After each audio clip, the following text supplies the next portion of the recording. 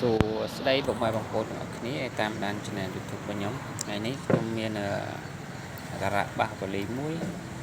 តែមកចង្អុលបង្ហាញពីការៈខូចរបស់វាអញ្ចឹង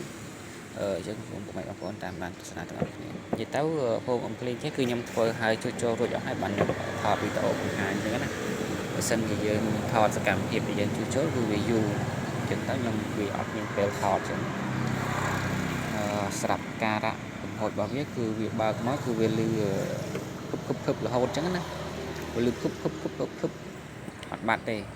គឺយើងចាក់ក៏វាអត់លឺដែរវាលឺតែសលេងគប់អញ្ចឹងការៈអញ្ចឹងគឺបើសិនជាយើងបើកគឺវាបណ្ដាលហូចទៅលើហ្នឹងហើយយើងមកដល់កំហូចរបស់វាទី1កំហូចរបស់វាយើងអាចតាមដានមើលភ្លើងវាបានឧទាហរណ៍ថាបាសហ្នឹងវាភ្លើងវាទៅណាទៅណីអញ្ចឹងវាទៅឧទាហរណ៍ថាភ្លើងវាមកប្រេអញ្ចឹងយើងតាមដានវាឆែកមើលភ្លើងវាមកប្រេវលីមុខនេះហើយមើលភ្លើងវាខ្សែពីម៉ានសម្រាប់កំហុសវាគឺវាបាត់ភ្លើងមួយច្រកនេះយើងមើល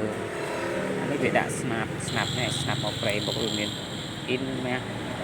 2ហើយនឹងភ្លើងដកភ្លើងបូកហើយម៉ាស់នឹងភ្លើង 5V សម្រាប់មកប្រេហើយនឹងទៅ AC Bluetooth 5V ឡើងមកប្រេ 12V បូកដកនេះសម្រាប់ការដាក់កំហុសរបស់វាគឺវាដាច់ដេស្តង់ចំនួន100អូម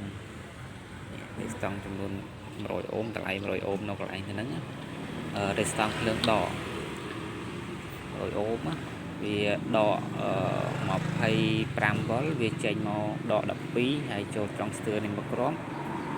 បានវាបំលែងចេញជាភ្លើងដកមកខ្សែនេះខ្សែរាប់យើងរាប់មកទី4 1 2 3 4នេះខ្សែទី4នេះវាមកចាំប្រេវលីមធ្វើការនៅប្រេវលីម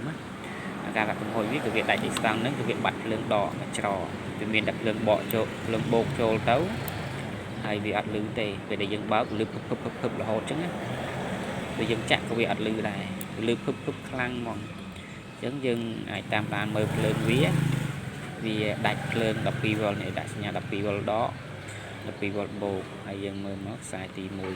4នេះមានភ្លើងវាដាច់តែភ្លើងនឹងចូលមកប្រេនេះចំនួន